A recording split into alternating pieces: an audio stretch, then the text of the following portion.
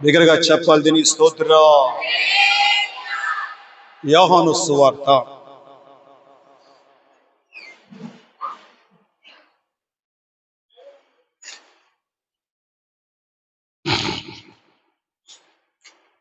యోహాను సువార్త 14వ అధ్యాయము. యోహాను సువార్త 14వ అధ్యాయము.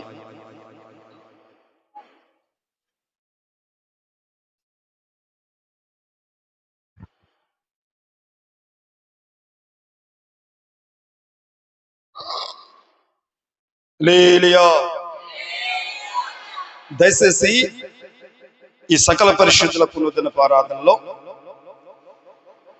ఈరోజు దేవుడు లేఖనాల్ని, దేవుని మాటల్ని మనకి వినిపించాలని ఈ పరిశుద్ధ గ్రంథంలో యోహాను సువార్త 14వ అధ్యాయము 14వ వాక్యం చదువుదాం. చదివే వాళ్ళు ఎవరైనా గట్టిగా చదవండి, ఎవరైనా కానీ చదివి పెట్టండి, గట్టిగా చదవండి. ఇక్కడ యోహాను సువార్త మరొకసారి మీకు చెప్పబడుతుంది. యోహాను సువార్త 14వ అధ్యాయం 14వ వాక్యం గట్టిగా చదవండి, చదివండి. నా నామమున మీరు నన్ను ఏమి అడిగినను నేను చేదును, మీరు దీనికి స్తోత్ర. హల్లెలూయా. ఈ పరిశుద్ధ గ్రంథంలో యోహాను సువార్త 14వ వాక్యంలో చదవబడిన లేఖన భాగాన్ని దేవుడే మనందరితో కూడా మాట్లాడి మనకి తెలియపరచలాగా దీని స్తోత్రం చెల్లిద్దాం. బిగ్గరగా స్తోత్రం, స్తోత్రం, స్తోత్రం, స్తోత్రం, స్తోత్రం. బిగ్గరగా హల్లెలూయా, స్తోత్రం, స్తోత్రం, స్తోత్రం, స్తోత్రం, స్తోత్రం. మంచిది. ఇక్కడ ఈరోజు సకల పరిశుద్ధుల పునరుద్ధరణ ఆరాధనలో దేవాదేవుడు మన ప్రభువైన యేసుక్రీస్తు వారు గడిచిన వారమంతా కూడా మనల్ని కాసి కాపాడి కృప చూపించి మనల్ని మన పనుల్లో, మన ప్రయాణాల్లో, మన రాకపోకల్లో దేవుడు తోడుండి మన కుటుంబాలని, మనల్ని పోషిస్తూ సంరక్షిస్తూ మన యొక్క అవసరాలు అక్కడ తీరుస్తున్న దేవుడు గడిచిన వారం అంతా మన పక్షం నిలబడి మరొక వారంలోకి ఈ సకల పరిశుద్ధుల పునరుద్ధరణపు ఈ ఆరాధనలోకి దేవుడు తీసుకుని వచ్చిన దేవుడు మనందరితో కూడా తన మనసులో ఉన్న మాటల్ని ఈరోజు చెప్పాలని, మనందరితో కూడా మాట్లాడాలని ఈ పరిశుద్ధ గ్రంథమును దేవుడు మన ముందు పెట్టాడు, మన చేతుల్లో పెట్టాడు. మన చేతుల్లో ఈ గ్రంథాన్ని, పరిశుద్ధ గ్రంథాన్ని ఎందుకు పెట్టంటే ఆయన మనసులో ఉన్న ప్రతి మాట తన బిడ్డలతో మాట్లాడాలని. దేవుడు ఆయన లేక ఆయనకి మన పిల్లలుగా, ఆయన మన తండ్రిగా ఉంటున్నాడు కనుక ఇది ఒక దైవత్వానికి సంబంధించింది. ఈ లోక శరీర సంబంధానికి కాకుండా శారీరక సంబంధంగా పిల్లలు ఉండాలి. ఆ పిల్లల పట్ల ఎంతో ప్రేమ కలిగి ఉంటాం, ఎన్నో బాధ్యతలు కలిగి ఉంటాం, ఎన్నో ప్రణాళికలు కలిగి ఉంటాం. వాళ్ళ పట్ల వారికి ఏమేమి ఇవ్వాలా, వాళ్ళు ఎట్లా మనం అని ఒక శారీరకమైన తల్లిదండ్రులుగా బిడ్డల పట్ల అలాంటి ప్రేమను కలిగి ఉంటాం. ఇంకా ఎన్నెన్నో రకాలుగా వాళ్ళకి ఇష్టమైనవి, వాళ్ళు అడిగినవి, ఇంకా వారిని గారాబం చేయటము, వాళ్ళని ఇంకా ఎన్నో రకాలుగా మన బిడ్డల పట్ల మనం అలాగే ఉంటూ ఉంటాం. వారు ఎందుకు మనం అలా చేస్తున్నాం అంటే వారికి మనము తల్లిదండ్రులుగా ఉన్నాం గనక, వారు మనకి పిల్లలుగా ఉన్నారు గనక ఈ బంధాన్ని ఈ రీతిగా ఈ లోకంలో ఈ యొక్క విషయాన్ని మనం చూస్తున్నాం. కానీ దేవుడు ఒక దైవత్వంతో, ఒక దైవత్వం అనే ఒక బంధాన్ని దేవుడు ఏర్పాటు చేసి ఆయన మనకు తండ్రి, మనం ఆయనకి పిల్లలుగా, లేక ఆయన మనకు భర్త, సంఘము ఆయనకి భార్యగా, ఆయన వరుడుగా, సంఘం వధువుగా, ఇలాంటి కొన్ని ఆత్మీయ విషయాలతో ఇవన్నీ కూడా దేవుడు తన ప్రజలకి నేర్పిస్తూ చెప్తున్న దేవుడు అన్నమాట. ఇది ఈ విషయాలన్నీ కూడా ఏంటంటే ఒక ఆత్మ సంబంధమైన విషయాలు అన్నమాట. ఇవన్నీ శరీర సంబంధమైన విషయాలు కాదు. దేవుడు ఎప్పుడు కూడా మనకు ఆత్మ సంబంధమైన విషయాలు చెప్తాడు. నువ్వు ఆత్మీయంగా బలపడి ఆత్మీయంగా దేవుడితో సావాసం చేయటానికి ఒక ప్రతిష్టమైన ప్రణాళికలు కలిగి ఉండాలని ఎన్నో రకాలుగా దేవుడు ఆనాటి కాలంలో మన పూర్వీకులు, మన పితరులు, లేక ఆనాటి కాలంలో భక్తులు, ఇక ఎన్నో రకాలుగా ఆయన అత్యున్నత సింహాసనం విడిచి లోకానికి వచ్చి ఎన్నో రకాలైన విషయాలు చెప్తూ ఉన్న దేవుడు, ఆయన ఈ లోకంలో శరీరధారిగా జీవిస్తున్నప్పుడు, రక్త మాంసాలు కలిగి జీవిస్తున్నప్పుడు ఆయన అన్నాడు, లేక సంఘానికి, లేక చెప్పాలి ఆయన విశ్వసించి ఆయనకి కుమారుడుగా, ఆయనకు కుమార్తెగా, ఆయన తండ్రిగా, లేక ఆయన నాకు దేవుడుగా ఆయన భావిస్తున్న వాళ్ళతో, లేక ఆనాటి కాలంలో దేవుని శిష్యులుగా ఉన్న వారితో చెప్పుచున్న మాట ఏంటంటే, ఇక్కడ అంటాడు, నా నామమున మీరు నన్ను ఏమి అడిగిన నేను చేద్దును అన్నాడండి. నా నామమున మీరు ఏదైనా అడిగితే నేను చేస్తా. దీనికి స్తోత్రం. హల్లెలూయా. నా నామమున మీరు మీ అవసరాలు ఏముండయో, మీకు నేను తండ్రిని, మీరు నాకు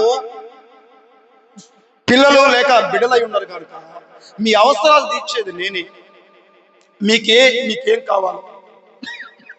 మీకేం కావాలో నా నామం మీరు అడిగితే అని ఇలా దేవదేవుడు ప్రభువు యేసుక్రీస్తు వారు ఆనాటి కాలంలో ఉన్న ఆ సందర్భాన్ని ఈరోజు ఈ సకల పరిశుద్ధుల పునరుద్ధరణ ఆరాధనలో మనకి ఈ విషయాన్ని చెప్తున్నాడు. దీనికి స్తోత్రం. యేసు ప్రభువు వారు ఏం చెప్పాడు చెప్పండి, మీరు చెప్పండి. అదే అందరూ పలకండి.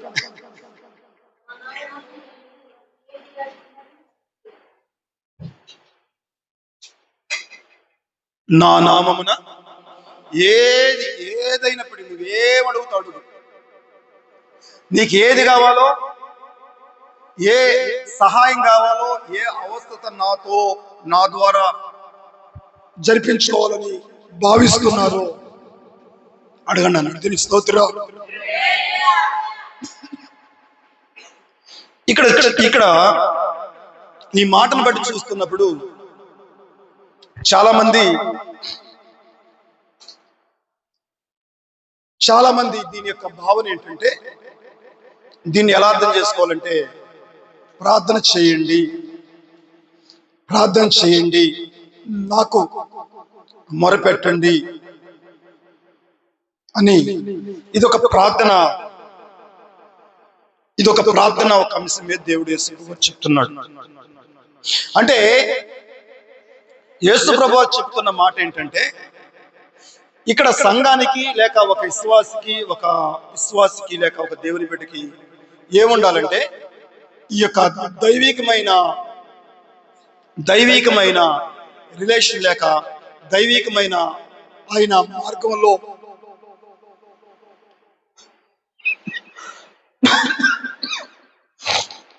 ఈ అనుభవాలు మీకుండాలి. ఎవరిని అడగాలి నువ్వు? నీకేదైనా సహాయమో కావాలంటే ఎవరిని అడగాలి? నీవు ఎవరి మీద ఆధారపడాలి అనే విషయం చెప్తున్నాడు. దేవుని పిల్లలుగా మనకి ఏదైనా అవసరమైతే ఎవరిని అడగాలంటే మోకరిల్లి యేసయ్య దగ్గరికి వెళ్ళి అడగాలి అని ఈ యొక్క వాక్యాన్ని యేసు ప్రభువు చెప్తున్నాడు. అయితే ఇక్కడ మనం గమనిస్తుంటే నా నామము అన్నాడు. చెప్పాలి మీరు, నా నామము అన్నాడు. మొట్టమొదటిగా యేసు ప్రభువు చెప్తుంది నా నామము అన్నాడు. నా నామము మీరు, నా నామము మీరు నన్ను ఏమి అడిగినను అన్నాడు. దీనికి స్తోత్రం. నన్ను ఏమి అడిగినా చేస్తాను.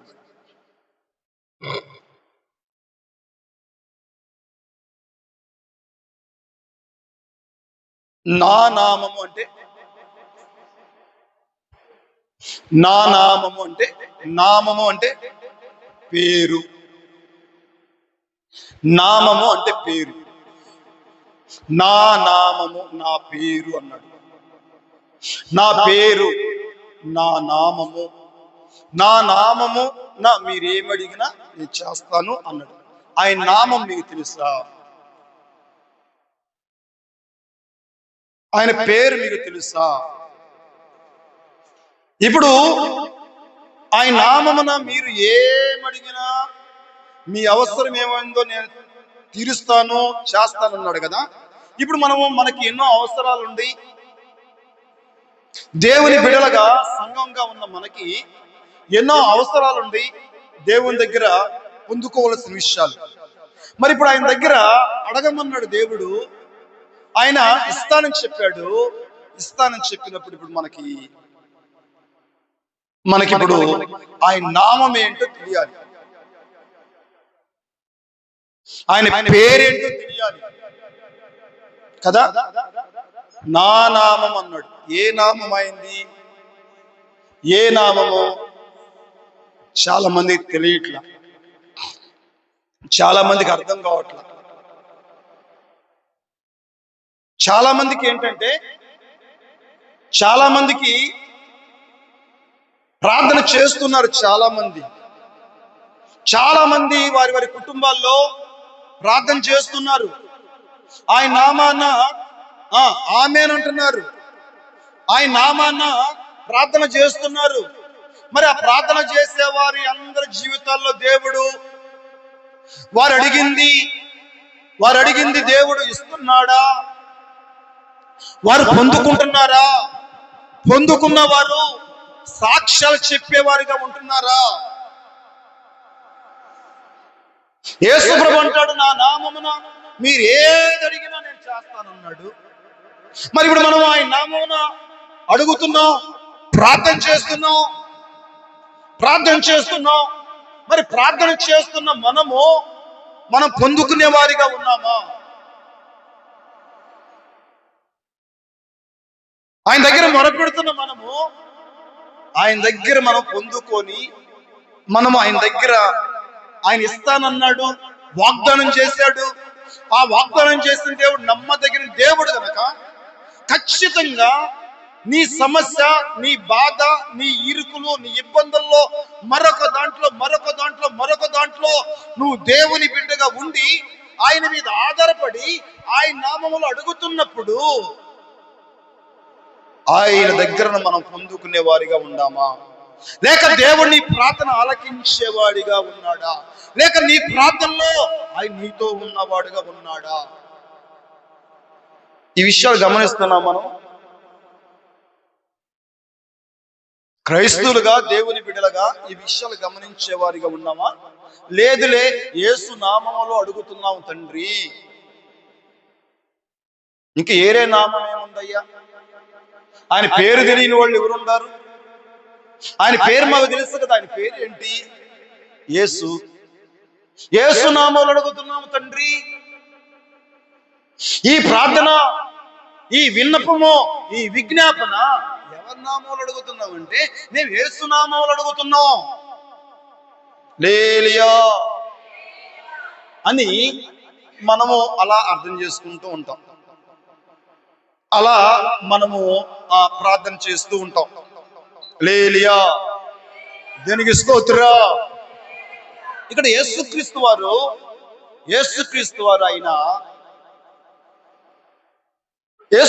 వారు ఆయన ఈ లోకంలో ఉన్నప్పుడు చెప్పబడ్డ మాట ఇది. ఈ మాట నేను చదువుతున్నప్పుడు నాకు కొన్ని ఆలోచనలు కలిగింది.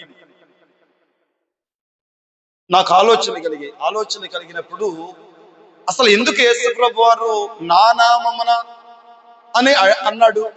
మీరు ఏమి అడిగినా చేస్తానన్నాడు. మరి ఆయన నామంలో అడుగుతున్నా నేను, ఆయన నామంలో ప్రార్థన చేస్తున్నా నేను. నాకు సంఘం ఉంది ప్రభువా, ఆ సంఘాన్ని మీరు ఆస్వాదించండి అయ్యా, ఆ సంఘాన్ని అభివృద్ధి పరచండి అయ్యా, ఆ సంఘాన్ని నలుదిక్కల విస్తరింపచేయండి. యేసు నామములో విశాలపరచబడదు గాక, యేసు నామములో అభివృద్ధి పరచబడదు గాక, యేసు నామములో ఇదిగో జరుగును గాక నేను కూడా అడుగుతున్నా ప్రభువా.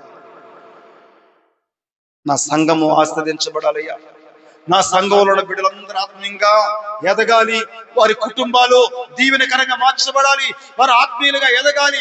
అయ్యా ఇదిగో నియమకాలపు కూటాల్లో నీ ప్రజలు నీ పాద సన్నిధిలోకి, నీ పాద పదపు పీఠం మీ దగ్గరికి రావాలి ప్రభువా. నియమించబడ్డ ఆ నియమకాలపు కూటాలన్నీ కూడా ఆగిపోతున్నాయి ప్రభువా, ఆగిపోతున్నాయ్యా. యేసు నామములో నడిపించండి, యేసు నామములో ఒక్కొక్కరి హృదయాల్ని కదిలించండి అని నేను కూడా చేస్తున్నా. మీరు చేసినట్లుగా, అందరూ చేసినట్లుగా. మీరేం చేస్తున్నారు, నేను చేస్తున్నది. మీరేం చేస్తున్నారు నాకు తెలియదు, నేను చేస్తున్నా. మరి ఈ సేవ, ఈ సంఘము, ఈ పరిచర్య ఎక్కడేసిన గొంగలు అక్కడ అన్నట్టుగానే ఉంటుంది. ఇంకంతకు మించి ఏం జరగట్లే ఇక్కడ. నేను కూడా అడుగుతున్నా, ప్రార్థన చేస్తున్నా, ప్రభువా ఖాళీగా ఉండాలయ్యా, పని లేదు ప్రభువా, నీ పనికి పిలువబడ్డావయ్యా, పిలుపు కలిగిన వాడి ప్రభువా. ఆదివారం రోజే చర్చికి వెళ్తాను, ఆదివారం రోజే నీ బలిపీఠం దగ్గర నిలబడతాం ప్రభువా. ఇక ఎటు పోలేవు, ఏ ఇంటిలోకి వెళ్ళలేమయ్యా. ఎవరు కూడా ఇదిగో అయ్యా అయ్యా పిలువబడేవారు లేరు ప్రభువా. ఆత్మీయత లేదయ్యా అని మనుషులు చెప్పుకుంటే జరిగిద్దా? ఇప్పుడు మీ ముందు ఇట్లా ఉండి చెప్పుకుంటే జరిగిద్దండి. మీకు ఎన్ని బాధలు, మీకు ఎన్ని ఇబ్బందులు, మీ కుటుంబాలు, మీరు, మీ పిల్లలు, మీ పనులు, మీ కాడికి వచ్చి జీవితం జరిగిద్దా? కానీ యేసుప్రభు అన్నాడు, యేసుప్రభు అంటాడు, ఆయన యుగంలో ఉన్న తన శిష్యులకు కానీ లేక ఆనాటి కాలంలో పరిస్థితులు బట్టి నా నామమున అన్నాడు. లేలియా, నా నామమున చాలా మంది అడుగుతున్నారు కానీ పొందుకోలేకపోతున్నారు. చాలా మంది నా నామాన్ని ఉచ్చరిస్తారు కానీ పొందుకోలేకపోతున్నారు. చాలా మంది నా నామాన్ని ప్రార్థిస్తారు కానీ వారి జీవితాల్లో పొందుకోలేకపోతున్నారు. వారి జీవితాల్లో ఏ మేలు కూడా చూడలేకపోతున్నారు, సాక్ష్యాలు చెప్పలేకపోతున్నారు. ఇదిగో మేము ప్రార్థించాము, మా గృహంలో ప్రార్థన, నేను ఆదివారం చర్చికి వెళ్ళాను, నేను వాక్యం విన్నాను, దేవుడు ఇదిగో ఈ వాక్యం ద్వారా నాతో మాట్లాడాడు, అందుకే నా జీవితంలో ఇలా ఇలా ఇలా జరిగింది, అందుకే నేను సాక్ష్యం చెబుతాను. లేక మా గృహంలో, మా ఇంట్లో ఒక కూటం పెట్టుకున్నాము, దేవుడు నా జీవితంలో కార్యం చేశాడు అని ఎవరైనా సాక్ష్యాలు చెప్పేవాళ్ళు ఉన్నారా? ప్రార్థించేవాళ్ళు ఎవరు ఉన్నారా? ఆయన నామాలు అడిగేవాళ్ళు ఎవరు ఉన్నారా? అడిగినప్పటికీ, ప్రార్థిస్తున్నప్పటికీ చాలా మందికి ఆయన నామం ఏంటో తెలియని, చెప్పాలి, ఆయన నామం ఏంటో తెలియని క్రైస్తవులు, ఆయన నామం ఏంటో తెలియని క్రైస్తవులు అన్నమాట. ఆయన నామం ఏంటో, ఆయన నామం ఎలాంటి నామమో యేసు ప్రభువే ఈ లోకంలో ఉన్నప్పుడు ఆయన ఏ రకంగా మీరు ప్రార్థన చేయాలో తెలుసా? మీరు ఏ రకంగా అడగాలో తెలుసా? మీరు ఏ రకంగా పొందుకోవాలో తెలుసా? ఏ రకంగా నా సన్నిధికి, నా పాదాల దగ్గరికి రావాలో తెలుసా అని యేసుక్రీస్తు వారు ఆయన ఈ లోకంలో ఉన్నప్పుడు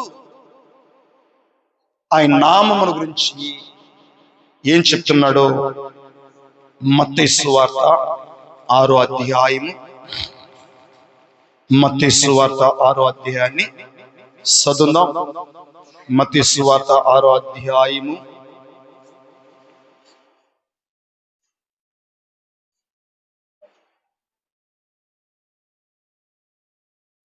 లేలియా, దేనికి స్తోత్రం. మత్తయి సువార్త 6వ అధ్యాయం 9వ వాక్యం చదువుదాం. మత్తయి సువార్త 6వ అధ్యాయం 9వ వాక్యం. కాబట్టి నా నామమున మీరేమడుగుదురో, యేసుప్రభు అన్నాడు, నా నామమున మీరు నన్ను ఏమడుగుదురో అన్నాడు కదా అక్కడ. ఇక్కడ యేసుప్రభు అన్నాడు, కాబట్టి మీరు ఇలాగూ ప్రార్థన చేయుడి, పరలోకమందున్న మా తండ్రి, నీ నామము. ఇప్పుడు ఆయన నామము ఏ నామం అది?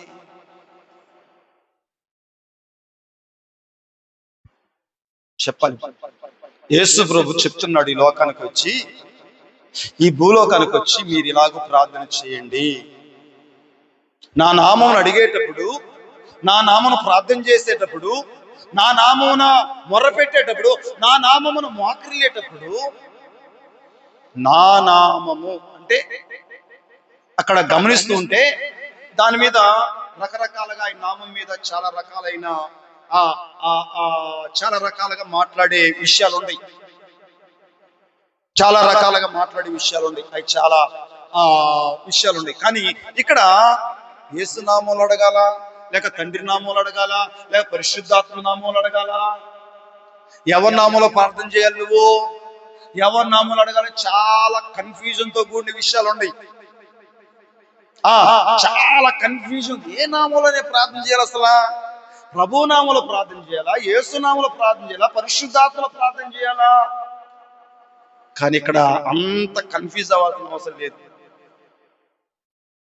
కానీ దేవుడు ఏమన్నంటే తండ్రి, కుమార, పరిశుద్ధాత్మ త్రియేక దేవుడు, తిత్వమైన దేవుడు, వాళ్ళు ఏకమైన దేవుడు గనక, వాళ్ళు ఎడదీయటానికి లేదు గనక యేసుక్రీస్తు అంటాడు, నా నామమున తండ్రి నేను ఏకమై ఉన్నాము అని చెప్పాడు. యేసు నామములో నువ్వు ప్రార్థన చేస్తే, యేసు నామములో నువ్వు మోకరిని ఉచ్చరిస్తే, ఆ యేసు నామములోనే త్రియేక దేవుడు చెప్పాలి. ఆ యేసు నామములోనే త్రియేక దేవుడు నీ పక్షిమ నిలబడి నీకు సహాయం చేయడానికి ఆయన ప్రార్థన చెయ్యమంటున్నాడు. ఆయన చేస్తున్న వాళ్ళకి ఆయన చెప్తున్నాడు. ఏం చెప్తున్నాడంటే, నా నామము పరిశుద్ధమైన నామము అన్నాడు. తెలుసా ఈ రోజుల్లో యేసుక్రీస్తు వారి యొక్క నామము ఏ నామం అయింది? ఎలాంటి నామము? యేసు అని తెలుసు మనకి కదా. యేసునామములో అడుగుతున్నామయ్యా, యేసునామములో జరుగును గాక, యేసునామములో నెరవేర్చబడును గాక, యేసునామం అంటున్నాం. కానీ ఆయన నామము పరిశుద్ధమైన నామము.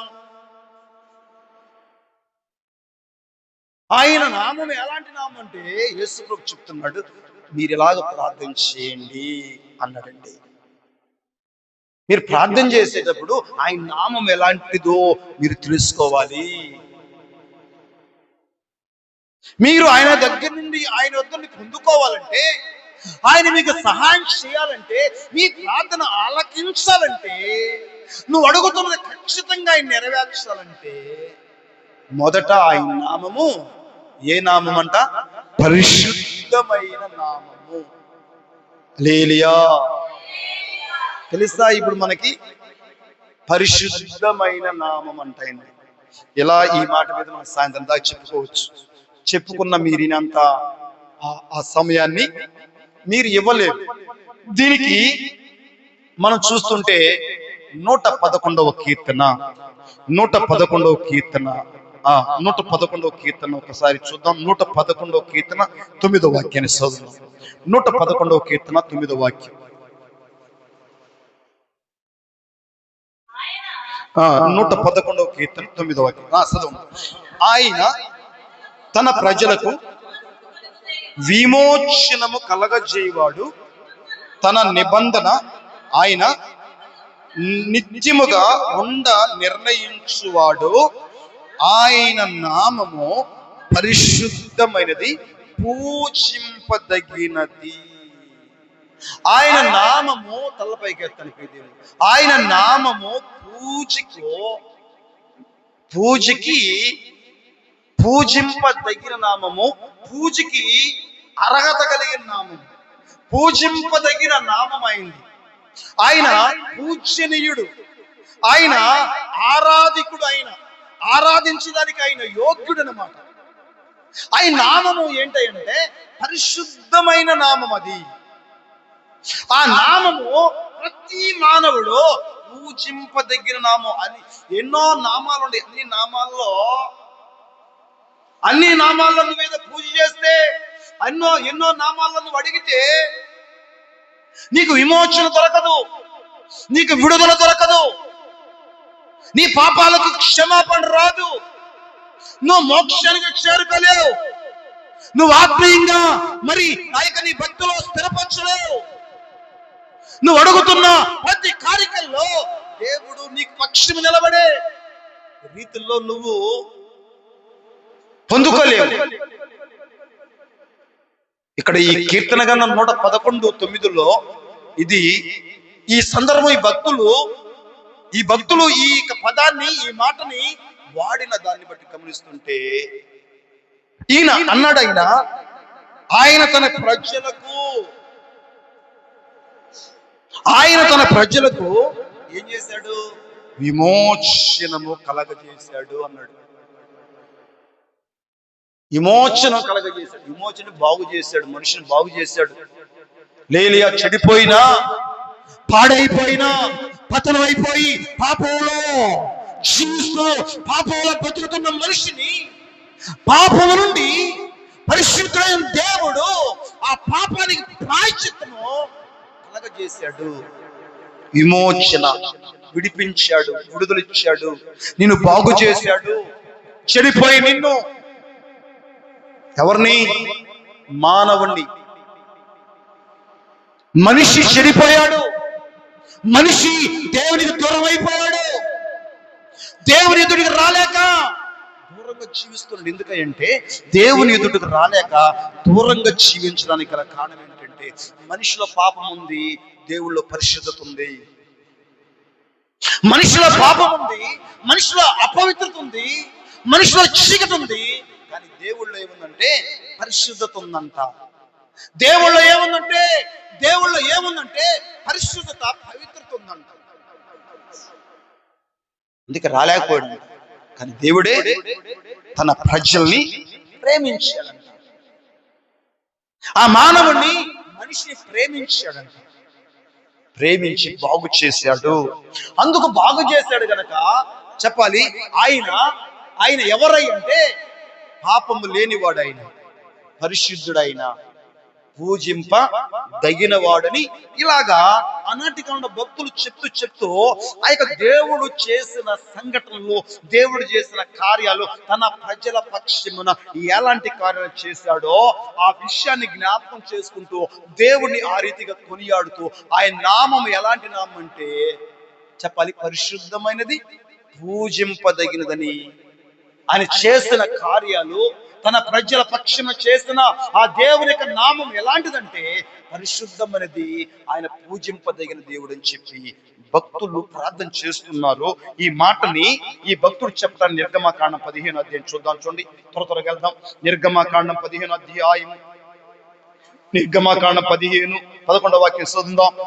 నిర్గమకాండము, యెహోవా వేల్పులలో నీ వంటి వాడెవడు? పరిశుద్ధతను బట్టి నీవు మహనీయుడవు, స్తుతి కీర్తనలు బట్టి పూజ్యుడవు, అద్భుతములు చేయవాడవు, నీ వంటి వాడు ఎవడు అన్నాడు. లేలియా, కొంతమంది నిద్రపోతున్నారా? బోరు కొడుతుందా? చెప్పు, పర్లేదు, ఏం పర్లేదు, బోరు కొడితే నేను పంపించేస్తాను. నీకు వినటానికి మనసు లేకపోతే ఏం ఇబ్బంది ఏం లేదు. ఎవడు కూడా బలవంతం చేసే కార్యం చేయడు. ప్రీతి సంగమా, ఏదో ఒక ఇబ్బంది పడితే వినాల్సిన అవసరంలా. మీరు మెలకువగా ఉండారా? ఆసక్తి కలిగి ఉంటున్నారా? దేవుడు నాతో మాట్లాడుతున్నాడని అలాంటి మనసు కలిగి దేవుడు చూస్తూ ఉంటాడు. నువ్వు కూర్చొని దేవుని దగ్గర కూర్చొని నీ మనసంతా కూడా ఇంటి మీదనో లేకపోతే మరో చోట ఉందనుకోండి, ఇక్కడ కూర్చున్నా కూడా నీకు ఏమి ఉపయోగం ఏమి ఉండదు. నేను కూడా ఓ ఊరు వెళ్ళాలి, ఆ ఊరు ఎలా వెళ్ళాలి, ఆ ఊరు ఎలా చేరుకోవాలి అని చెప్పి నేను అలా ఆలోచించుకుంటా. దాని మీద మనసు పెడితే మనకేం అవ్వదు. లేలియా, శబ్దం తిరిగి స్తోత్రా. ఈ నిర్గమకాండాన్ని చూస్తున్నప్పుడు ఆ కీర్తన గ్రంథం 111వ కీర్తన 9వ వాక్యంలో తన ప్రజల్ని విమోచించాడు, వారిని విడిపించిన దేవుడు ఏమన్నా? పరిశుద్ధుడైన దేవుడు, అయినా పూజకి అర్హుడైన దేవుడు, ఆయన వంటి వాడు, చెప్పాలి, ఆయన వంటి వాడు ఈ ఈ ఈ ఈ లోకములోనే, ఈ ప్రపంచంలోనే ఎవడు లేడు. ఎవడు లేడు, ఈ ప్రపంచంలోనే ఎవడు లేడు. ఆయన వంటి వాడు ఎవడు లేడు అని ఇక్కడ దేవుని వాక్యము, లేక ఆనాటి కాలంలో భక్తులు, లేక పరిశుద్ధాత్మ దేవుడు చెప్తున్నాడంటే, ఏదో ఆయన గురించి ఏదో ఆయన గురించి గొప్పగా చెప్పుకునే రీతిలో కాకుండా, ఆయనలో ఉన్న ఆ పరిశుద్ధతను, ఆయనలో ఉన్న క్యారెక్టరు, ఆయన యొక్క జీవిత విధానం ఏంటి, ఆయన ఎలాంటి వాడు, ఆయన ఎట్టివాడు, ఆయన పూజకి అర్హుడా, ఆయన పరిశుద్ధుడా, ఆయన మహనీయుడా, ఆయన కార్యాలు చేసేవాడా, అద్భుతాలు చేసేవాడా, తన ప్రజల పక్షమున నిలబడేవాడా కాదా, మేము చూసి యెహోవా దయాళుడని రుచి చూచి నేను చెప్తున్నా, ఆయన వంటి వాడు ఎవడు లేడు. ఆయనతో సరి సమానంగా పోల్చదగేవాడు ఎవరు లేరు అని దేవుని వాక్యములో మనం చూస్తున్నాం. ఆయన ఎలాంటి వాడంటే, ఆయన పరిశుద్ధుడైన దేవుడు. ఆయన నామము ఎలాంటిదంటే, ఆయన నామంలో ప్రార్థన చేసేవారు కూడా ఏమని గమనించాలి, ఏమని ఆలోచించాలంటే, నా యేసు నామము ఎలాంటిదంటే పరిశుద్ధమైన నామం. అది నేను ప్రార్థన చేస్తున్నా, నేను ఉచ్చరిస్తున్నా, నా పూర్వీకుల పక్షమున మేలు చేసిన దేవుడు, ఆయన పరిశుద్ధతలో మహనీయుడు. ఆయన వంటి వాడు మరొకడు లేడు. నా ప్రార్థనలో, నా విజ్ఞాపనలో నేను మొరపెట్టి ఆయన దగ్గర మోకర్లీ ఉన్నాను కనుక, నా దేవుడు ఎలాంటి వాడై అంటే పరిశుద్ధుడైన దేవుని దగ్గర నేను ప్రార్థన చేస్తున్నానని నీ ప్రార్థనలో ఆయన తెలుసుకోవాలి. లేలియా, నీ ప్రార్థనలో ఏదో చేసేస్తున్నాను, ఏదో ప్రార్థన చేసుకుంటున్నాను, ఏదో ఒకటి ప్రార్థన చేసుకున్నామని ప్రార్థన చేసుకుంటున్నానండి. ఆ ప్రార్థనకి ఏమి ఆబ్సెంట్లు లేవండి, ఖచ్చితంగా ప్రార్థన ఉంటుందండి. ఏదో ప్రార్థన చేసుకుంటావు. అసలు కొంతమంది చేసుకుంటారో చేసుకోరో అది వేరే విషయం. చేసుకునే వాళ్ళు కానీ చేసుకునే వాళ్ళు కానీ ఆ ప్రార్థన చేసి మోకరిల్లుతున్నా, అక్కడ ప్రార్థిస్తున్నా, నీ అవసరాలు బట్టో, నీ అక్కర్లు బట్టో, నీ ఇబ్బందులు బట్టో, నీ ఇరుకులు బట్టో, నీ యొక్క సమస్యలు బట్టో, నీ సోదరులు బట్టో, మరొక దాన్ని బట్టో ప్రార్థన చేసేవాళ్ళు ఎవరైనా క్రైస్తవులుగా ఉంటే, ఆ దేవుని మీద ఆధారపడేవాళ్ళు, మనుషుల మీద ఆధారపడకుండా, ఆదివారం మాత్రమే చర్చి నగపడేవాళ్ళు కాకుండా, వాళ్ళ ఇళ్లలో కూడా దేవుని దగ్గర, వాళ్ళ గృహాల్లో కూడా దేవుని దగ్గర అగపడేవాళ్ళు. ఆయన ఎలాంటి వాడంటే, ఆయన నామము ఎలాంటిదంటే పరిశుద్ధమైన నామము. లేలియా, వాళ్ళు తెలుసుకున్నారంటండి. ఎవరు తెలుసుకున్నారు? యేసుక్రీస్తు వచ్చి ఈ లోకానికి ఆయన నామాన్ని పరిచయం చేస్తున్నాడు, ఆయన పేరుని పరిచయం చేస్తున్నాడు. ఈ ప్రపంచంలో ప్రతి మానవుడికి కూడా ఆయన నామం, ఆయన పేరులో ఉన్నది ఏంటో తెలుసా? పరిశుద్ధత ఆయనలో ఉంది. మీరు ఇలాగ ప్రార్థన చేయండి, మీరు ఇలాగ అడగండి, నా నామమును మీరు ఏమి అడిగినో నేను చేస్తా. మీకు ఏ అవసరం ఉందో, ఏం కావాలో, అయితే ఆయన నామంలో ప్రార్థన చేస్తున్నా మనం అందరం కూడా, ఆయన నామంలో ప్రార్థన చేస్తున్నా ప్రతి ఒక్కరు కూడా ఆయన నామమును ఏమైంది, ఆయన నామం ఏమైందని తెలుసుకోవాలి కదా. ఆయన నామం గురించి మనం ఆలోచించాలి కదా. నా నామం అంటే ఆయన నామం ఎలాంటి నామము? ఆయన వంటి వాడు ఈ ప్రపంచంలోనే, ఈ లోకంలోనే మరొకడు ఎవరు లేరు. లేలియా అని భక్తులు చెప్తున్నారు. అలాంటి కాలం చూస్తుంటే ఇలా ఎందుకంటే అలాంటి కాలంలో అలా చెప్పగలిగింది గమనిస్తుంటే చరిత్ర అన్నమాట. మీరు చరిత్ర వినేవాళ్ళు అయితే చాలా బాగా కూర్చుంటారు, బాగా వింటారు. ఇది తెలుసుకొని ఇంకా ఎంతలో చదువుతా. మీకు చరిత్ర ఎంత తెలియకపోతే మీరు ఎంత చెప్పినా బోరు కొడతానే ఉంటది. ఎంత చెప్పినా మీకు ఓపిక ఉండదు, నిలబడలేరు. ఇవేం తెలియదు, నీకేం ఎక్కవు. ఏదో వచ్చే పోయాడు, త్వరగా పోదాం, త్వరగా పోతే ఇన్ని సంవత్సరాలు చెవిటడు ముందు శంఖం వదిలేట్లే అనమాట. నువ్వు ఎన్ని సంవత్సరాల మందిలోకి వచ్చినా, ఎన్ని సంవత్సరాలు చర్చికి వచ్చినా, ఎన్ని గంటలు చెప్పినా చెవిటోడు ముందు శంఖం ఊదినట్లేను అన్నమాట. ఇంత మించి ఏం జరగదు.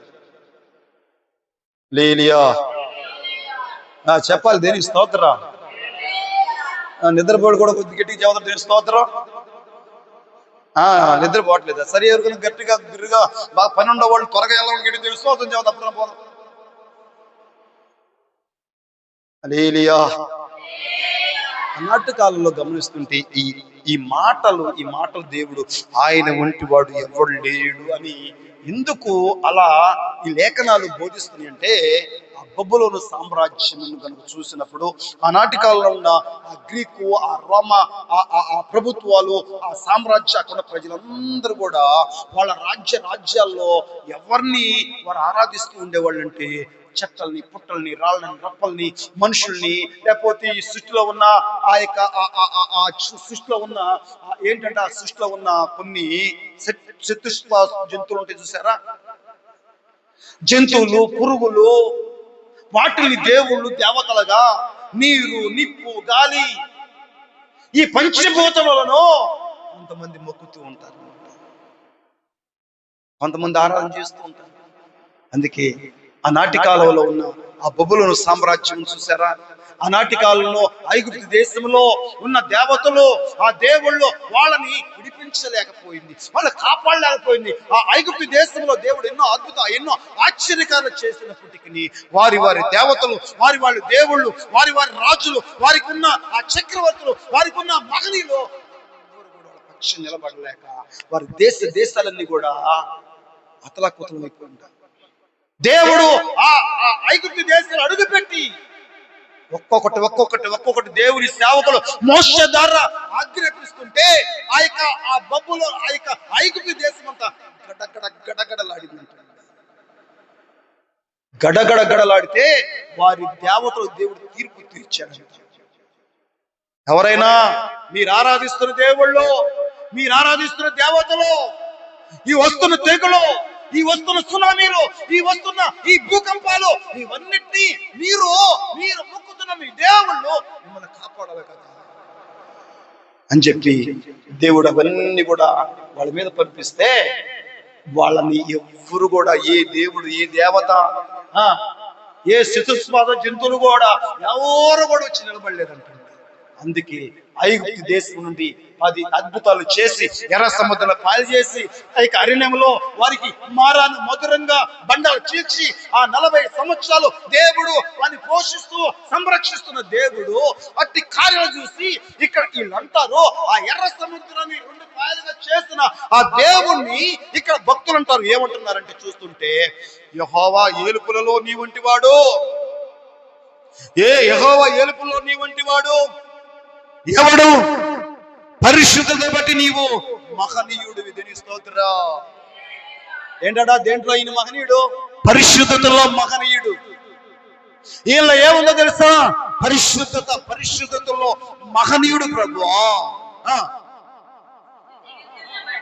స్తుతి కీర్తనల బట్టి నీవు పూజ్యుడవు. తిరిగి స్తోత్రం. అందును బట్టి దేవుడు చేసిన అద్భుత మహత్త కార్యాలు బట్టి దేవుణ్ణి ఏ రకంగా భావించారంటే, ఏ రకంగా తెలుసుకున్నారంటే, ఆయన నీ వంటి వారు ఎవరు లేరయ్యా, నువ్వు పరిశుద్ధతలో మహనీయుడివి, పూజించడానికి నువ్వు అర్హుడివి, ఆరాధించడానికి యోగ్యుడు నువ్వు మాత్రమే అని ఆనాటి కాలంలో భక్తులు ఆ రకంగా దేవుణ్ణి కనపరుస్తూ ఉన్నారంటండి, దేవుణ్ణి ఆరాధిస్తూ ఉన్నారు. దీనికి స్తోత్రం. హల్లెలూయా, హల్లెలూయా. ఈ భూమండలం మీద ఉన్న ప్రజలు చెప్తున్నారా? ఈ భూమండలం మీద ఉన్న ప్రజలు చెప్పుతున్నారా ఆయన పరిశుద్ధుడు, ఆయన పరిశుద్ధతలో మహనీయుడు, ఏలుపులలో ఆయన వంటి వాడు ఎవరు లేరని మానవుడే చెప్తున్నాడా? మనుషులు చెప్తున్నారా? ఈ లోకంలో ఉన్నవారు చెప్తున్నారా అని గమనిస్తే, యెషయా గ్రంథము 6వ అధ్యాయాన్ని ఓసారి మనం చదువుతుంటే, ఆ యెషయా గ్రంథంలో 6వ అధ్యాయంలో జరిగిన ఆ సంఘటనలో వారు ఆ విషయాన్ని ఒకసారి గమనిస్తుంటే యెషయా గ్రంథం 6వ అధ్యాయము, రాజైన ఉజ్జియా మృతి నొందిన సంవత్సరం అత్యున్నత సింహాసనపై ఆసీనుడైన ప్రభువు నేను చూచితిని, ఆయన సొక్కాయి అంచులు దేవాలయం నుండి కొన్ను, ఆయనకు పైగా శరాబులు నిలిచి ఉండిరి, ఒక్కొక్కరికి 6 రెక్కలుండెను, ప్రతివాడు 2 రెక్కలతో తన ముఖమును రెంటితో తన కాళ్ళను కప్పుకొనొచ్చు, రెంటితో ఎగురుచు ఉండెను. వారు సైన్యములకు అధిపతికు యెహోవా పరిశుద్ధుడు పరిశుద్ధుడు పరిశుద్ధుడు, సర్వలోకము ఆయన మహిమతో నిండి ఉన్నదని గొప్ప స్వరముతో గాన ప్రతిగానములు చేచుండేది. వారి కంఠ స్వరము వలన గడప కమ్ములు పునాదులు కదులుచు మందిరము ధూపము చేత నిండి ఉండగా. భూమండం మీద మేలు చేస్తూ మేలు పొందుకున్న మానవుడే కాకుండా ఆ పరలోకములో ఆ అత్యున్నత సింహాసనము మీద దేవుడు ఆసీనుడై ఉన్నప్పుడంట, ఆ పరలోకంలో ఉన్న దేవదూతలు, కెరూబులు, శరాబులు అందరూ కూడా ఆయన ఏమని కీర్తిస్తున్నారంటే, ఏమని కొనియాడుతున్నారంటే, ఆయన పరిశుద్ధుడైన దేవుడు, ఆయన నామము పరిశుద్ధమైనది, ఆయన నామం పూజింపదగినది, ఆయన పూజకు అర్హుడై ఉన్నవాడు. గట్టిగా సభలోడి దేవుని నామమున హల్లెలూయా హల్లెలూయా. భూమి మీద కదా పరలోకంలో కూడా ఆయన ఎలాగున్నాడంటే, దేవదూతలు ఏమని ఆయన గురించి సాక్ష్యం ఇస్తున్నారంటే, ఆయన పరిశుద్ధుడు, ఆయన పరిశుద్ధుడు, ఆయన పరిశుద్ధుడు, సర్వలోకము ఆయన మహిమ చేత నిండి ఉందని చెప్పి ఆ రకంగా రాత్రి పగళ్ళు ఆయన నామాన్ని ఏ రకంగా కీర్తిస్తున్నారంటే, పరిశుద్ధుడైన దేవుడు అంటే, పరిశుద్ధుడైన దేవుడు ఆయన. హల్లెలూయా.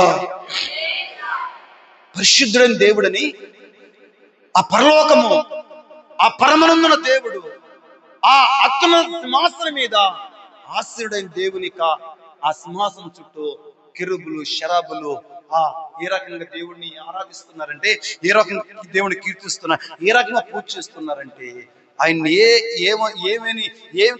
ఏ రకంగా తెలుసుకొని, ఏ రకంగా ఎలాంటి వాడు తెలుసుకొని వాళ్ళు ఆ రకమైన ఆరాధన చేస్తున్నారండి. ఎలాంటి వాడు అంటే ఆయన పరిశుద్ధుడు, ఆయన నామము పరిశుద్ధమైనది అన్నాడు. నా నామమున మీరు ఏం అడిగిన, ఏ నామం, ఆయన నామము పరిశుద్ధమైన నామము. తెలుసా నీకు ప్రియ దేవుని బిడ్డ?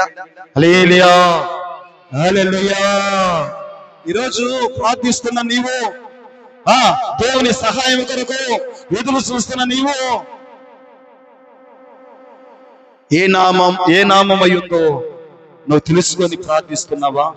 ఒకసారి ఒక 2 విషయాల్ని చూసి ప్రార్థన చేసుకుందాం. ఓ 2 విషయాలు ముగింపులో ఉన్న విషయాన్ని ఆ విషయాన్ని గమనిద్దాం. Praise the Lord. హల్లెలూయా. చెప్పండి హుషారుగా చెప్పండి. దేని స్తోత్రం. హల్లెలూయా. హెబ్రీ పత్రిక 7వ అధ్యాయం, హెబ్రీ పత్రిక 7వ అధ్యాయం,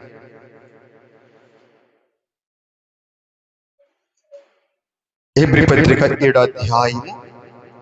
ఆయన నామము పరిశుద్ధమైన నామము. దీనికి స్తోత్రం. ఆయన నామము పరిశుద్ధమైన నామము, పూజింపబడిన నామము అని దేవుని లేఖనాల్లో చూస్తున్నప్పుడు, ఈ హెబ్రీ పత్రిక 7వ అధ్యాయము 26వ వాక్యం, 26వ వాక్యం ఒకటి గమనించండి. ఆయన నామము చెప్పాలి. మీరు ఇలాగ ప్రార్థన చేయండి: పరలోకమందున్న మా తండ్రి, నీ నామము పరిశుద్ధపరచబడును గాక అని యేసుక్రీస్తు వారు ఆయన నామము పరిశుద్ధమైన నామని చెప్పి ఈ భూమండలం ఉన్న ప్రతి మానవుడికి కూడా తెలియపరచబడుతున్న విషయాన్ని లేఖనాలు చూస్తున్నాం. అలాగే భక్తుల జీవితాల్లో జరిపించబడిన ఆ కార్యాలను బట్టి కూడా వారు ఆయన గురించి ఏమని సాక్ష్యం ఇస్తున్నా అంటే, నీ వంటి వాడు ఎవడు లేడయ్యా, పరిశుద్ధతలో మహనీయుడివి, పూజించుటకు అర్హుడివి అని చెప్పి వారు చెప్పిన వారి యొక్క సాక్ష్యాన్ని మనం లేఖనంలో చూస్తున్నాం. ఇప్పుడు నీ నామము పరిశుద్ధమైనది అని యేసు ప్రభువు చెప్పాడు. భక్తులు చెప్తున్నారు. ఆ పరలోక రాజ్యంలో ఉన్న కెరూబులు, శరాబులు ఆ రీతిగా ఆరాధన చేస్తున్నారు. అంటే ఆయన నామము పరిశుద్ధమైన నామము అంటే అర్థం ఏంటి అని మనం కానీ క్షుణ్ణంగా ఆలోచిస్తే మనం కానీ తెలుసుకోగలిగితే, దేవుడు ఏది మరుగు చేయకుండా ప్రతి విషయాన్ని తన ప్రజలకి, ప్రతి విషయాన్ని మానవుడికి తెలియపరచాలని అన్ని కూడా ఈ పరిశుద్ధ గ్రంథంలో రాసి ప్రతి వానికి చేతిలో నువ్వు మోసపోకుండా, నువ్వెక్కడ కూడా దేవుణ్ణి తప్పుగా అపార్థం చేసుకోకుండా, అసలు దేవుడు ఎవరు, ఆయన ఎలాంటి వాడో నువ్వు క్షుణ్ణంగా తెలుసుకొని ఆయన ఆరాధించడానికి, ఆయన దగ్గర రావటానికి ఎవరిని పడితే వారిని నమ్మకుండా, నువ్వు ఎవరిని నమ్మాలో, ఏ నామాన్ని నమ్మాలో, ఏ నామాన్ని నువ్వు ఆరాధన చేయాలో, ఏ నామంలో నీకు మేలు జరిగిందో, ఏ నామంలో నీకు విడుదల జరిగిందో, ఏ నామంలో నీ పాపానికి క్షమాపణ కలుగుతుందో, అన్ని విషయాల్ని దేవుడి పరిశుద్ధంలో రాయించాడు. మనుషుల మాటలు నమ్మక, పాస్టర్ల మాటలు నమ్మక, లేక దైవజనుల మాటలు నమ్మక, ఏదో మతాలను మార్చాలని, మనుషులు మార్చాలని, ఈ మతంలో చేర్చుకోవాలని ఎందరెందరో పాస్టర్లు ప్రయత్నం చేస్తున్నారు అని చెప్పి చాలా మంది రకరకాలుగా మాట్లాడుతూ చాలా రకరకాలైన వాదనలు పెట్టుకుంటున్నారు. చిన్నగా మనుషులు పాస్టర్ల మాటల్లో నువ్వు నమ్మకుండా ఈ పరిశుద్ధ గ్రంథాన్ని నువ్వు చదవగలిగితే, ఈ పరిశుద్ధ గ్రంథాన్ని నువ్వు అర్థం చేసుకోగలిగితే, ఈ పరిశుద్ధ గ్రంథము నీకు అర్థం కాకపోతే, నువ్వు దేవుణ్ణి కనుక అడగగలిగితే, పరిశుద్ధాత్మ దేవుడు ప్రతి దానికి నీకు అర్థం కాని ప్రతి దానికి ఆన్సర్ చెప్పాలని నువ్వు చదువుతున్నా, నువ్వు పలుకుతున్న ప్రతి మాట దగ్గర పరిశుద్ధాత్మ దేవుడు ఉంటాడు. నువ్వు ప్రార్థన చేస్తున్న ప్రతి స్థలంలో పరిశుద్ధాత్మ దేవుడు ఉంటాడు. నేను మోసపరచకుండా, నిన్ను మాయ చేయకుండా, లేక ఈ క్రిస్టియానిటీ మతంలో నువ్వేదో చేరాలనో, నీ మతాన్ని మార్చాలనో, నీ కులాన్ని మార్చాలనో, నీ ప్రాంతాన్ని మార్చాలనో దేవుడు ఆశించట్లా. నీ మనస్సు మార్చుకొని ఆ పరిశుద్ధుడైన దేవుణ్ణి తెలుసుకొని, నీ అవసరాలేంటో, నీ అక్కర్లేంటో నువ్వు ఆయన నామంలో శీఘ్రముగా నువ్వు పొందుకోవచ్చని దేవుడు చెప్తూ, ఇక్కడ ఆ పరిశుద్ధమైన నామము అంటే ఏమై ఉంది, ఆ పరిశుద్ధమైన నామము ఎందుకు ఉచ్చరించబడుతుంది, ఎందుకు పలకబడుతుంది, అసలు పరిశుద్ధమైన నామము, పరిశుద్ధత అంటే ఏంటిది, పరిశుద్ధతలో మహనీయుడు అంటే ఏంటని ఇక్కడ మనం చూస్తున్నప్పుడు హెబ్రీ పత్రిక 7:26 చూస్తే, పవిత్రుడును,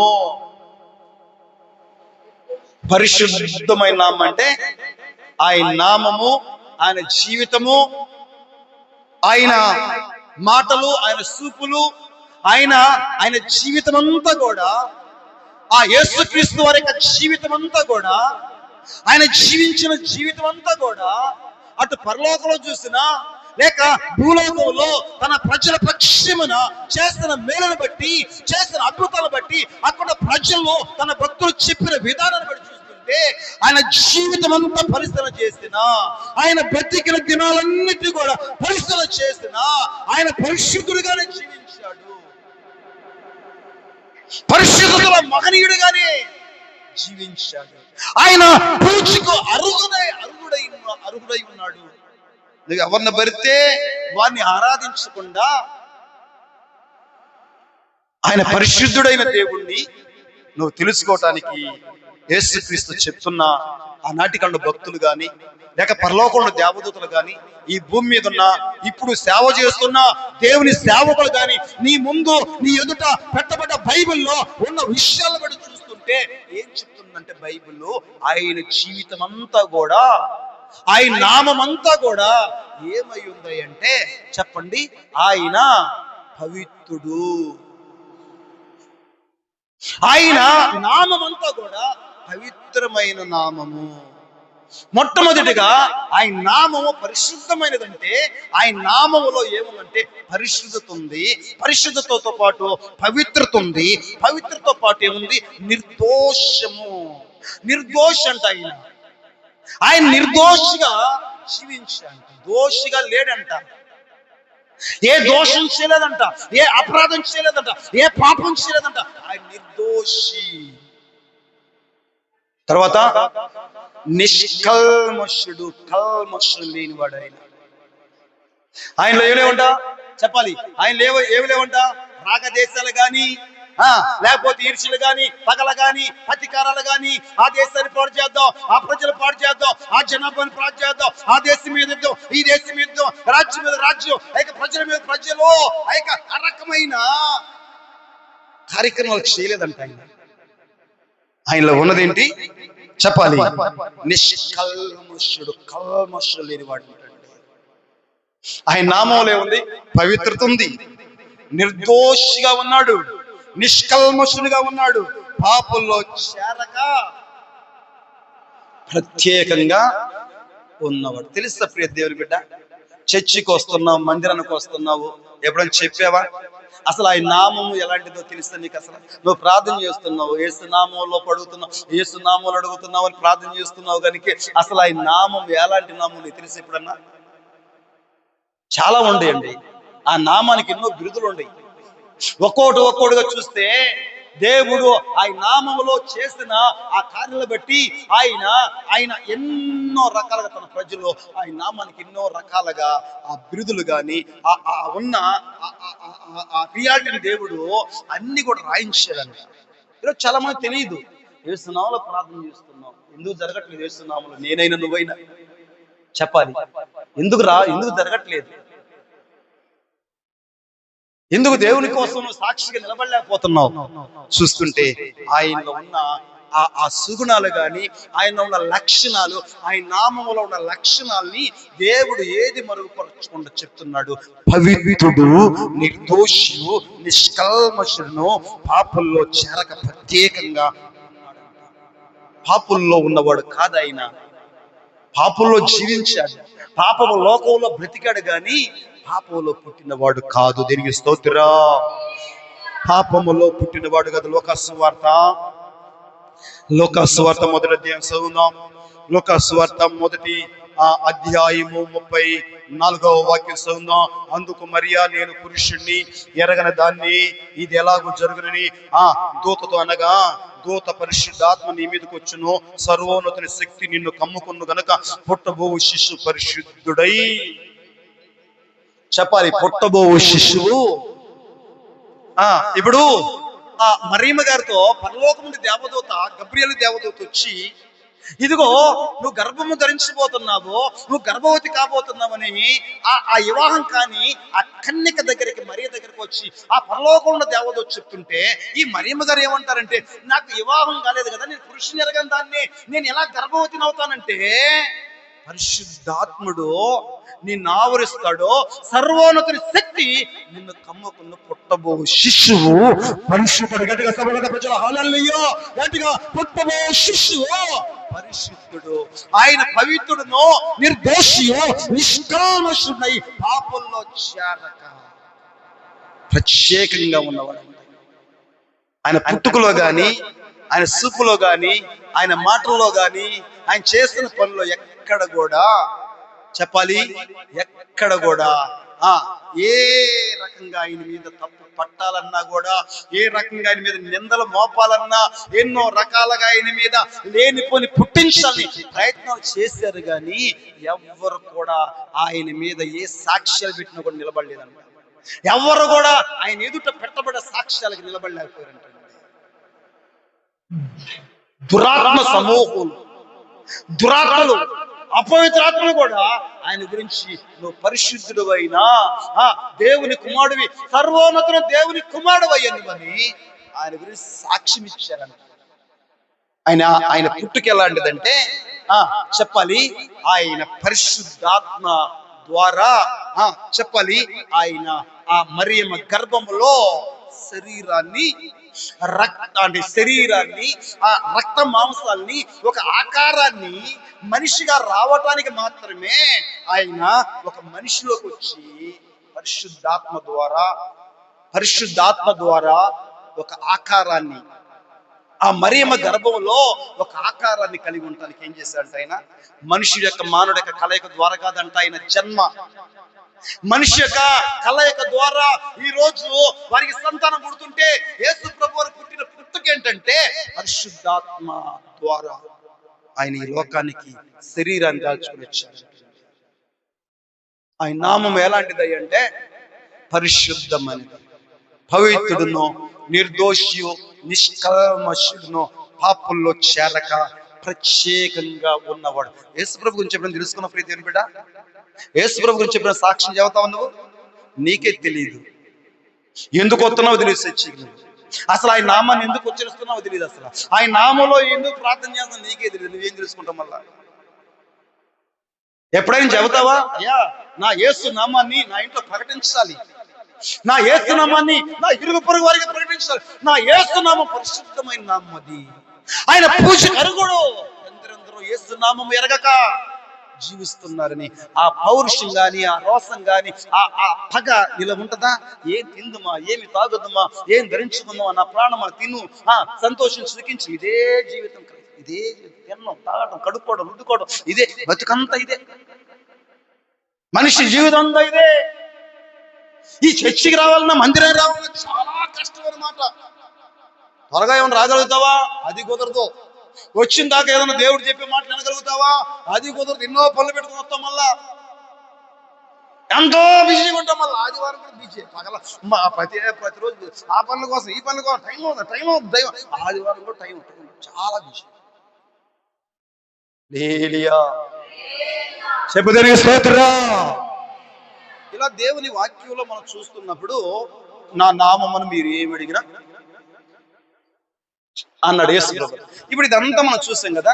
ఇప్పుడు చిన్న విషయాన్ని చూస్తే, ఇప్పుడు మందాకి వస్తే, మందాకి వచ్చింది. ఇప్పుడు మనం ఇంత ముందంతా దేవుడు పుట్టుక, ఆయన జీవిత విధానము, లేకపోతే ఆనాటికల్లో భక్తులు, ఆనాటికల్లో దేవుడు చేసిన కార్యాలన్నీ కూడా మనం చూసాం కదా. ఇప్పుడు మందాకు వచ్చింది. ఇప్పుడు యేసునామలు వాళ్ళు అడిగారు, యేసునామలు పొందుకున్నారు, యేసునామలు అద్భుతాలు జరిగే మహనీయుడు, చాలా పరలోకమంతా కూడా చెప్పబడింది. ఇప్పుడు యేసునామలు అడుగుతున్నాను ప్రభు అని మనం అడుగుతున్నాం కదా. ఇప్పుడు మనము ఆ రీతిగా అడుగుతున్నప్పుడు యేసు నామము పరిశుద్ధమైనదని తెలియదు కదా, నీకు తెలియదు కదా. కానీ యేసునామం అని ప్రార్థన చేస్తాం. యేసునామం పరిశుద్ధమైన నామము. అయితే ఇప్పుడు నువ్వు చేస్తున్న నీవు, నేను కూడా, ఈ సంఘం కూడా ఇప్పుడు ఏమై ఉండాలంట? పరిశుద్ధంగా ఉండాలి. పాపం ఉండకూడదు సంఘంలో, లేకపోతే నీలో నాలో పాపం ఉండకూడదు. పాపం అంటే ఇంకా ఎన్నో ఉండయి. చాలా మంది పాపం అంటే ఏదో అది అనుకుంటారు. పాపం అంటే ఏదో ఆయనతోనా ఈయనతోనే కాదు. మనలో ప్రార్థన చేయకపోవడమే పాపం అంట. కూడా చెబుతున్నాం, దేవుని ఆజ్ఞ మనం ధిక్కరిస్తే పాపం. కొంతమంది ప్రతోళ్ళు అదే ఒకటి అనుకుంటారు, పాపం పాపం. అసలు బైబిల్ తెలిస్తే కదా. సరే, ఆ మాటని చూపించి ప్రార్థన చేసుకుని మీరు ఉండలేరు. ఆ విషయాన్ని ఒకసారి చూడండి. తెస్సలోనికీ పత్రిక ప్రార్థన చేసుకుందాం త్వరగా. మొదటి తెస్సలోనికీ పత్రిక 4వ అధ్యాయం. లేలియా చెప్తారా? దీనికి స్తోత్రం. బిగ్గరగా నిద్రపోనుడు కానీ త్వరగా పోయేళ్ళందరూ దీనికి స్తోత్రం చెబుతాం. హల్లెలూయా. మొదటి తెస్సలోనికీ పత్రిక 4వ అధ్యాయం 3వ వాక్యం చదువుదాం. మీరు గట్టిగా అందరికి, మీరు చదవరు, ఆకలి అవుతుందా? టైం అవుతుంది, ఇంకా వదలలేదని ఉండట్టు మీరు కూడా. ఇప్పుడు యేసునామములు అడుగుతున్న ప్రభు అంటున్నాం మనం ఇప్పుడు. కానీ యేసు ప్రభు అన్నాడు, పరలోకమందున్న తండ్రి నీ నామం మీరు ఇలాగ ప్రార్థన చేయండి అన్నాడు యేసు ప్రభు వారు. నా నామముని ఏం అడిగినా మీకు ఇస్తానన్నాడు కదా. ఓకే, వాగ్దానం చేసిన వాడు నమ్మదగిన వాడు. ఆయన మాట ఇచ్చి మాట పెట్టుకో. ఆయన నరుడు కాదు, ఆయన మానవుడు కాదు. కానీ అందును బట్టి యేసు ప్రభు అన్నాడు, మీరు ఇలాగ ప్రార్థన చేయండి. ఆయన నామం ఏంటో తెలుసా? నా నామం మీరు ఏమడిగిన అన్నాడు. ఆయన నామం ఏంటో తెలుసా? పరిశుద్ధమైన నామం అన్నాడు. అప్పుడు ప్రార్థించండి. తర్వాత ఇక్కడ చూస్తే అన్నాడు, మీరు పరిశుద్ధులగుటయే అనగా. ఇప్పుడు మనం ఏమై ఉండాలంట? మనం ఏమై ఉండాలి ఇప్పుడు? యేసు నామం పరిశుద్ధమైనది. ఆయన పవిత్రుడును, నిర్దోషులు, నిష్కల్మషులు, పాపంలో చేరలేదు, ప్రత్యేకంగా ఉన్నవాడు. ఇప్పుడు మీరు కూడా పరిశుద్ధులైన పిలవబడికే. ఇప్పుడు మనలో కూడా దేవుడు అంట దేని పిలుస్తాడు? పాపంలో చేరడానిక, పాపపు లోకంలో బతకడానిక, పాపంలో ఆయన బ్రతకడానిక. ఏమన్నాడు చెప్పాలి. దావీదు గారు ఏమన్నాడు? దుష్టుల ఆలోచిస్తున్నాడు, ఒక పాపుల మార్గం నిలక, అపహాసులు కూర్చునక యెహోవా ధర్మశాస్త్రం దీవారాత్రులు ధ్యానించు ఆనందించువాడు. నీటి కాలువలో ఎవరన్నా నాటబడిన వాడవై మన కాలమందు ఫలమిచ్చు చెట్టు వలే. ఇప్పుడు ఎలా ఉండాలంటే నువ్వు ఉండవు కదా, నేను కూడా ఉండను. మన పనంతా అవదు. ప్రార్థన అయితే ఉంటుంది, చర్చిలకి అయితే వెళ్తాం, ఆ మీటింగ్కి వెళ్తాం, ఈ మీటింగ్కి వెళ్తాం, ఆ పాస్టర్ దగ్గరికి ఈ పాస్టర్ ఆని పెడతాడు, అయితే అది అంటా. కానీ ఇక్కడ నేనేమై ఉన్నాను? నా దేవుడు ఏమై ఉన్నాడు? నేను చర్చికి మందిరానికి ఎందుకు వెళ్తున్నాను? నా దేవుని వాక్యం ఏమైంది? నా దేవుని వాక్యము పరిశుద్ధమైనది, నా దేవుని మాట పరిశుద్ధమైనది అనుకుంటామా? చర్చికి వెళ్తే ఎట్టయినా ఉండొచ్చు, ఏమైనా చేయొచ్చు, ఏమైనా మాట్లాడుకోవచ్చు, ఎట్లయినా ఏ రకంగా నిద్రపోయినా ఆశీర్వాదమే. ఏ మందిరానికి పోయినా అంతా ఒకటే కదా. మందిరాలన్నీ ఒకటి కాదని అంటలే, ఎవరు కాదన్నారు? మందిరాలు ఒకటి. కానీ నువ్వు ఎలా ఉన్నావు, నీ జీవితం ఎలా ఉంది చూడండి అన్నాడు. 4, ప్రతివాడును దేవుణ్ణి ఎక్కడది?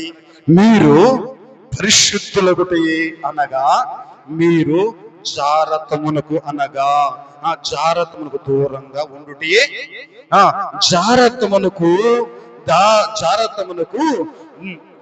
చదవండి, మీరు చదవరు. జారతమునకు దూరంగా ఉండుటే దేవుని చిత్తము. హల్లెలూయా, హల్లెలూయా. జారతం అంటే చెప్పాలి హల్లెలూయా. మీరేమో చెప్పరు దీనికి. హల్లెలూయా, హల్లెలూయా. జారతం అంటే ఈ పెద్ద ఇష్యూ. జారతం అంటే 2 రకాలుగా ఉంటుంది. ఇది కూడా పాపం. జారతం అంటే 2 రకాలుగా ఉంటుందండి. ఒకటి జారతం అంటే మనకు నచ్చిన వాళ్ళు ఉంటారు చూసారా, మనం ఇష్టపడతా ఉంటాం చూసావా, బాగా నచ్చి మనకి చాలా ఇష్టంగా ప్రేమిస్తూ ఉంటాం చూసావా. ఈ శారీరకంగా ఆ అబ్బాయి నాకు ఇష్టం, ఆ అబ్బాయి నాకు ఇష్టం, యామ సూపులు హల్లెలూయా దీని స్తోత్ర. ఇది నేను ఎలా నాకు వద్దాయి అవి జీవితం చాలా మందికి బాధేసి. జారత్వం అంటే ఈ శారీరకంగా హల్లెలూయా, శారీరకంగా పెళ్ళిళ్ళయి కుటుంబాలుండి, లేకపోతే ఇంకా ఎన్నో జారత్వం, అదొక టైప్ ఆఫ్ ప్రేమ అనమాట. ఇది వద్దు మనకి, నాకు తెలియదు కన్జోలికి నేను ఎలా అది వివరించినా నాకు కూడా సరిపోదు. దీని స్తోత్రం. దీన్ని ఏమంటారంటే జారత్వం. ఇంకోటి ఏంటంటే జారత్వం, ఇంకోటి ఏంటంటే రెండోది ఏంటంటే ఒక విగ్రహం దగ్గరికి పోయి కళ్ళు మూసుకొని ఆశంపై కొట్టుకుంటా ఉంటుంది చూసావా, కొబ్బరికాయ కొడతా ఉంటుంది చూసావా, అగరబత్తిని ముట్టుకుంటా ఉంటుంది, గుళ్ళు కొడుకుంటాం చూసావా. వద్దురా బాబు అంటే ఎనవు నువ్వు.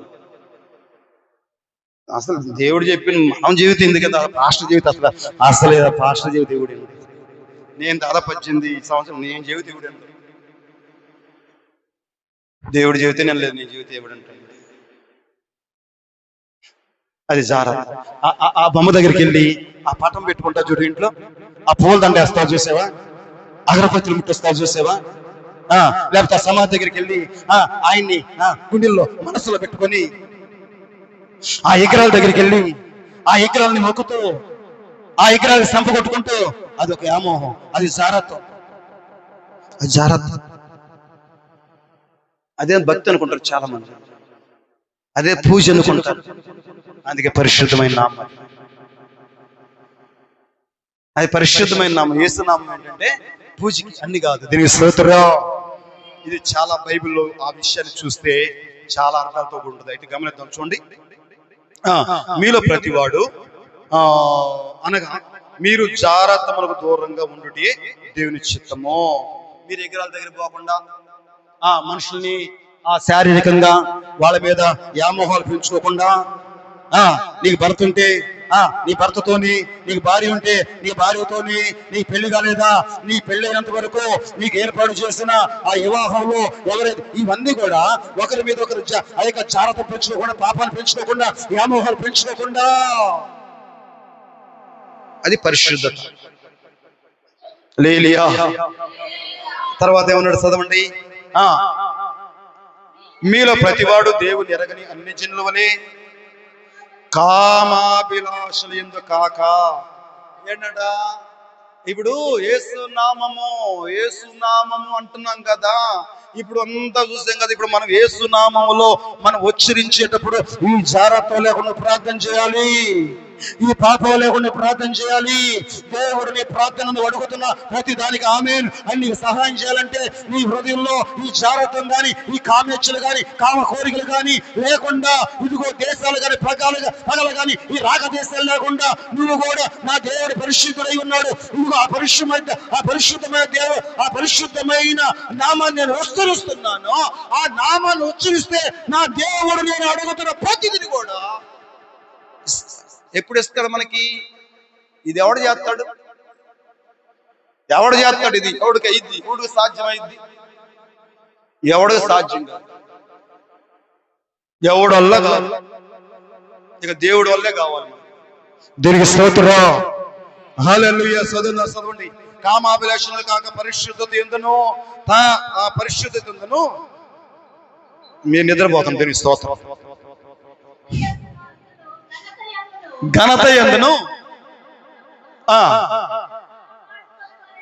కొంతమంది వెళ్ళిపోయినట్టుందా?